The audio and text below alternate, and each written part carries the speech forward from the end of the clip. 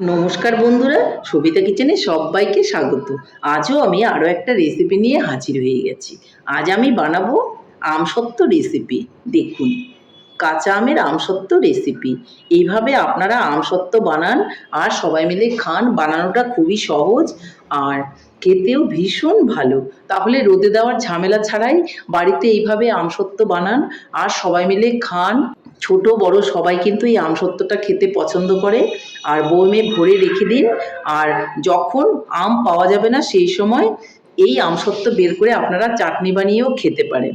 তাহলে ঝটপট দেখে ফেলুন যে আমি এই আমসত্ত্বটা কী করে বানালাম। রোদে দেওয়ার ঝামেলা ছাড়া কাঁচা আমের আমসত্ত্ব বানাতে গেলে কাঁচা আম অবশ্যই নিয়ে নিতে হবে। দেখুন, আমি কিন্তু কাঁচা আম নিয়ে নিয়েছি। আমি ছোট ছোট করে আমগুলোকে এইভাবে কেটে নিয়েছি। এখন আমি আমটাকে একটু ভাপিয়ে নেব। আমি আমটাকে দেখুন ভাপিয়ে নিয়েছি। আমটাকে এমন করে ভাপাতে হবে যেন আমটা গলে যায় ভালো করে। ঠিক সেইভাবেই কিন্তু আমি আমটা ভাপিয়ে নিয়েছি। আর এটাকে খুব সুন্দর করে চেলে নিতে হবে। আগে একটু ঠান্ডা হোক, ঠান্ডা হওয়ার পরে আমি চেলে দেখাচ্ছি। দেখুন বন্ধুরা, এই যে আমটা আমি নিয়ে নিয়েছি, আমটা কিন্তু ঠান্ডা হয়ে গেছে। এখন একটু চেলে নিতে হবে। আমি একটা পাত্রও নিয়ে নিয়েছি আর একটা ছাঁকনি নিয়ে নিয়েছি। এইভাবে আমি আমটাকে ঢেলে দিলাম। যেই পাত্রের মধ্যে আমি বানাবো সেই পাত্রের মধ্যেই আমটাকে আমি ঢেলে দিয়েছি। আর এখন আমি এটা দিয়ে এইভাবে চেলে নেব।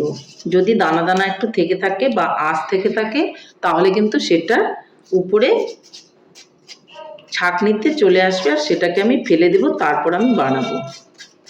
আমি কিন্তু খুব অল্প করেই বানাচ্ছি, কারণ আমি এই ধরনের আমসত্ত্ব কখনো বানাইনি। আজকেই ফার্স্ট বানাচ্ছি। কেমন হবে জানি না, যার জন্য খুব অল্প করে আমি বানালাম। আজকে ভালো হলে নেক্সট দিন আমি বেশি করে বানিয়ে রেখে দেব সারা বছর খাওয়ার জন্য। দেখুন, আমি ভালো করে চালনি দিয়ে চেলে নিচ্ছি। তাহলে পুরো আমটাই আমি চেলে নিয়ে আপনাদেরকে দেখাচ্ছি। বন্ধুরা, আমটা কিন্তু আমি খুব সুন্দর করে চেলে নিয়েছি। আর তার মধ্যে আমি দিয়ে দিচ্ছি স্বাদ মতো লবণ। লবণটা অবশ্যই কিন্তু বুঝে দেবেন। এরপর আমি দিয়ে দিব চিনি। চিনিটাও আমি পরিমাপ মতো দেব। আমটা খুব টক আছে, যার জন্য আমি চিনি একটু বেশি দিয়ে দিলাম। একটু দিয়ে দিলাম চিলি ফ্লেক্স। এতে কিন্তু আমসত্ত্বটা স্বাদও হবে আর দেখতেও খুব ভালো হবে। আর দিয়ে দিব 2 চামচ কর্নফ্লাওয়ার।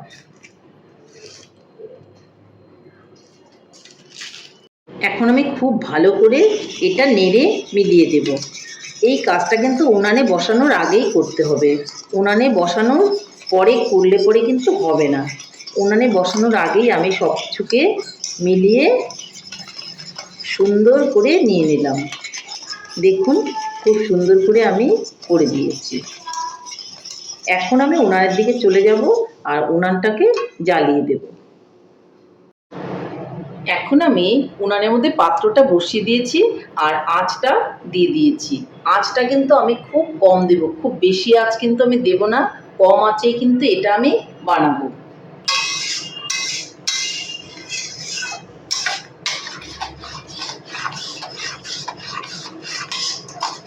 একটা সুন্দর কালার হওয়ার জন্য এর মধ্যে একটু লঙ্কার গুঁড়ো দিয়ে দেব।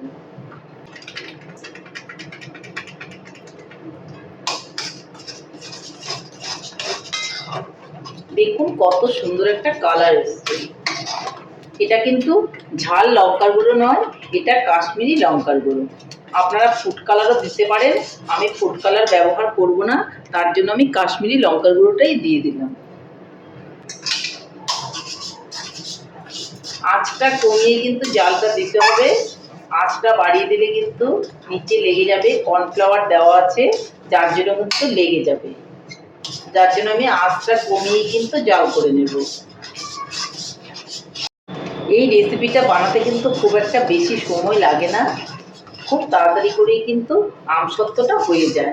কোনো রকম রোদে দেওয়ার ঝামেলা থাকে না। রোদে দেওয়ার ঝামেলা ছাড়াই কিন্তু এই আমসত্ত্বটা বানিয়ে নেওয়া যায়। কত সুন্দরভাবে দেখুন আমটা জাল হচ্ছে, দেখুন এই যে বুদ বুদ শুরু হয়ে গেছে, মানে আমার আমসত্ত্বটা বানানোর জন্য কিন্তু এই ব্যাটারটা মোটামুটি রেডি হয়ে গেছে। দেখুন চিনিটাও গলে গেছে, গলে কিন্তু বুদ বুদ হতে শুরু করেছে। আমি খুব ভালো করে একটু নেড়ে চেড়ে নেব। দেখুন বন্ধুরা, ঠিক এরকম করেই কিন্তু বানাতে হবে, আর যা করা যাবে না। আমসত্ত্ব বানানোর জন্য ব্যাটার কিন্তু ফাইনালি রেডি। আমি এখন উনানটাকে অফ করে দেব। বন্ধুরা, আমি একটা থালা নিয়ে নিয়েছি, আর থালার মধ্যে দিয়ে দেব একটু সাদা তেল, তাহলে কিন্তু আমসত্ত্বটা ওঠাতে খুবই সুবিধা হবে। আর একটা ব্রাশ দিয়ে আমি থালাটার মধ্যে সুন্দর করে তেলটাকে একটু মাখিয়ে নেব, যেন কোনো রকম অসুবিধে না হয়। এখন আমি আমসত্ত্বর ব্যাটারটাকে কিন্তু ঢেলে দেব থালার মধ্যে। কোনো রকম রোদে দেওয়ার ঝামেলা নেই, রোদে দেওয়ার ঝামেলা ছাড়াই কিন্তু আমসত্ত্বটা হয়ে যাবে। মোটা বা পাতলা যেরকম আপনার খুশি আপনি বানাবেন। আমি আমার পছন্দ মতো বানিয়েছি, সেটা হওয়ার পরেই আপনাদেরকে দেখাবো। আমি কিন্তু আবারও বলছি, আমি এই রেসিপিটা কখনো বানাইনি। আমি একটা ইউটিউবে দেখেছিলাম, সেটা দেখেই কিন্তু আমি এটা আজকে চেষ্টা করছি। দেখি যে আমার এই রেসিপিটা কেমন হয়। থালাটাকে একটু ঝাঁকিয়ে দেবো এইভাবে, মানে সমান করে দেবো থালাটাকে, যেন গোল খুব সুন্দর হয়। দেখুন আমসত্ত্বটা কিন্তু আমার রেডি হয়ে গেছে। এখন ঠান্ডা হয়ে গেলে আমি আপনাদেরকে এটা কেটে দেখাবো যে আমসত্ত্বটা কেমন হলো। বন্ধুরা, আমার কাঁচা আমের আমসত্ত্ব কিন্তু রেডি হয়ে গেছে। দেখুন কোনো রকম রোদে দেওয়ার ঝামেলা নেই, ঘরেই কিন্তু ফ্যানের হাওয়ায় আমসত্ত্বটা তৈরি হয়ে গেছে। তাহলে এখন আর আমসত্ত্ব বানানোর কোনো ঝামেলা নেই, ঘরেই ফ্যানের তলায় আমসত্ত্ব শুকিয়ে নিন আর সারা বছর ভরে খান। এখন আমি দেখে নিচ্ছি আমসত্ত্বটা উঠছে কিনা। 1 ঘন্টা হয়ে গেছে ঠান্ডা হতে, আমসত্ত্বটা কিন্তু টোটালি ঠান্ডা হয়ে গেছে। দেখুন হাতে লাগছে না, আর সাইড থেকে দেখুন ছিঁড়ে ছিঁড়ে আসছে। এই যে এখন আমি আমসত্ত্বটাকে তুলে নেব।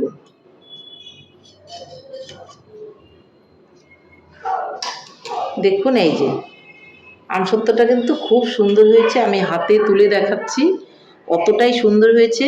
এটা এখন সারা বছর রেখে খান, কোনো রকম অসুবিধে নেই। এই আমসত্ত্বগুলো কিন্তু বাজারে পাওয়া যায়, আমরা সারা বছরে কিন্তু চাটনি বানিয়ে খাই। আপনারাও চাটনি বানান আর সারা বছর এই আমসত্ত্বটা বের করে বাড়িতে খান।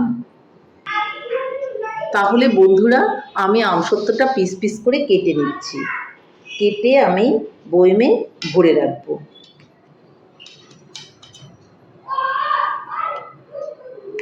আপনারাও এইভাবে কেটে বয়মে ভরে রাখুন বাড়িতে, আর সবাই মিলে খান, দেখবেন আপনাদেরও কিন্তু খুবই ভালো লাগবে।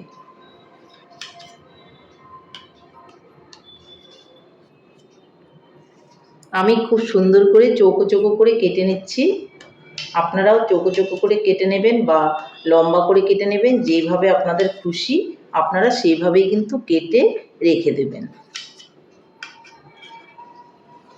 দেখুন বন্ধুরা, আমার আমসত্ত্ব কিন্তু তাহলে রেডি হয়ে গেছে। সাইডেরগুলো আমার ছোট ছোট টুকরো হয়েছে, আর মাঝখানেরগুলো আমার বড় বড় টুকরো হয়েছে।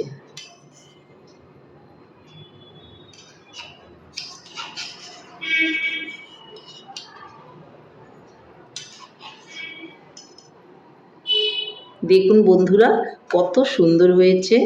এই দেখুন আমি পিস পিস করে কেটে নিয়েছি, এইভাবে পিস পিস করে কেটেই কিন্তু আমি এই আমসত্ত্বটা রেখে দেব আর সবাই মিলে খাবো। তাহলে বন্ধুরা, আমার রেসিপিটা কেমন হয়েছে আমার রেসিপিটা যদি আপনাদের ভালো লাগে তাহলে লাইক শেয়ার কমেন্ট করতে ভুলবেন না। আর আপনি যদি আমার চ্যানেলের নতুন বন্ধু হয়ে থাকেন তাহলে চ্যানেলটা সাবস্ক্রাইব করার অনুরোধ রইল। পাশে থাকা বেল আইকনটি প্রেস করে রাখুন আমার নিত্য নতুন রেসিপির আপডেট পেতে।